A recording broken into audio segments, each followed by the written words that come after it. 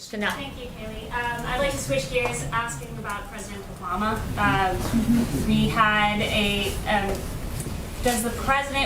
we had an interesting article from Joel Pollak this morning, and I would like to ask you if the president has considered pardoning President Obama for illegally wiretapping on Trump towers, illegally spying on U.S. citizens, and other potential crimes out there. Has he considered that? So, asking about President Obama, we had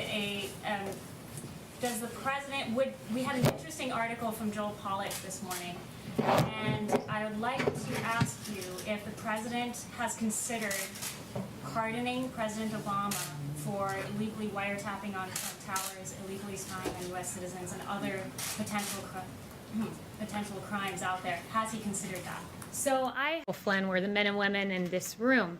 I haven't spoken to him on that specific point, have spoken to him about the matter generally. And I laid out a series of questions that any good journalist would want to answer about why people were unmasked and all sorts of questions. And I just wanted to follow up with you guys on that. Did anyone take it upon themselves to pose any questions about Michael Flynn and unmasking the President Obama spokesperson? Oh, not a single journalist has posed that question. But okay. Michael Flynn's name wasn't so masked. I would like Kayleigh. to lay out a series of questions, and perhaps if I write them out in a slide format, maybe we're visual learners, and you guys will follow up with journalistic curiosity. So number one, why did the Obama administration use opposition research funded by a political organization and filled with foreign dirt to surveil members of the Trump campaign? Number two, why was Lieutenant General Michael Flynn unmasked? Not by the intel community entirely, but by Obama's chief of staff, by the former Vice President Joe Biden, by Susan Rice, by the Treasury Secretary. I mean, this is extraordinary. And, you know, if it were political appointees in the Trump administration, I can guarantee you I'd have questions in my inbox right now, but apparently Obama's spokesperson does not.